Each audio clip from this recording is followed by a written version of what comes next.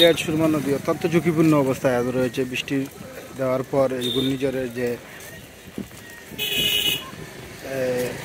বৃষ্টি হয়েছিল তা অত্যন্ত খানায় খানায় ভরে গেছে। সুরমা নদী অত্যন্ত ঝুঁকিপূর্ণ অবস্থায়।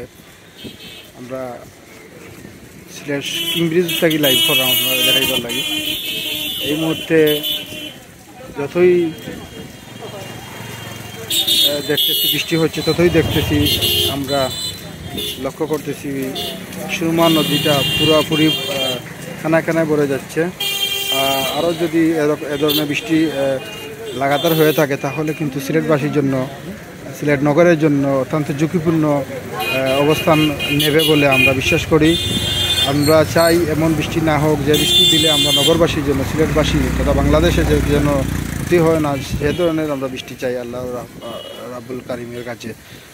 সবাই, আমি বর্তমানে সিলেট কিং ব্রিজের উপর রয়েছি, আপনাদেরকে একটু শেয়ার করলাম। আর আপনারা বেশি বেশি করে শেয়ার করবেন। আর প্রবাসী ভাইদের আমি এই বিষয়টা অবগত করবো যে আপনারা একটু সৈন্য এবং মহোদয়ের নিকট আমরা যে ধরনের বৃষ্টি হচ্ছে পরবর্তীতে যদি এ ধরনের হার্ডলাইন হয়ে যায় থাকে তাহলে আমরা কী পদক্ষেপ নিতে পারি এগুলো বিষয় নিয়ে একটু আপনারা আলোচনা এবং এগুলা নিয়ে আমরা চাই একটু অগ্রিম একটু বসার জন্য।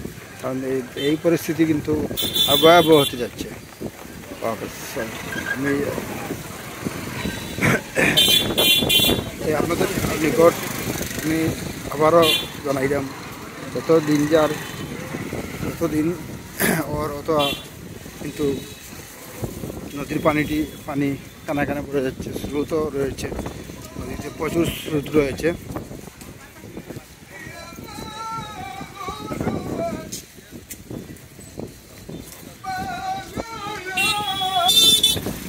আপনারা দেখতেছেন প্রচুর বৃষ্টি, বাতাস দিচ্ছে এবং বৃষ্টির সম্ভাবনা আবারও আসছে।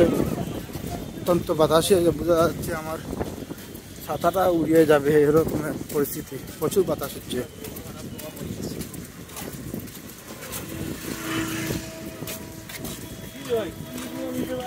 আমাদের সবাইকে আবারও সাবধানে চলার জন্য অনুরোধ করব, সাবধানে চলবেন। আপনাদের ঘর থেকে বাইরে হওয়ার সময় ছাতা নিয়ে বের হবেন। আর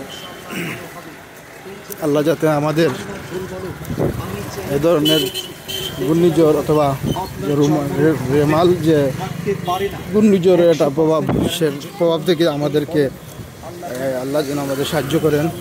আমরা চাই যে আমাদের যেসব এলাকায় প্লাবিত হয়েছে বন্যায়, আপনারা জানেন বঙ্গোপসাগরের যে একটা ভয়াবহতা, রেমাল যেটা আমরা বর্তমানে একটা নাম দিয়ে চাওয়া হয়েছে, সেটা আমরা তাদেরকে একটু সহযোগিতা করাটা আমরা দাবি জানাচ্ছি যে তাদেরকে সহযোগিতা করুন আপনারা।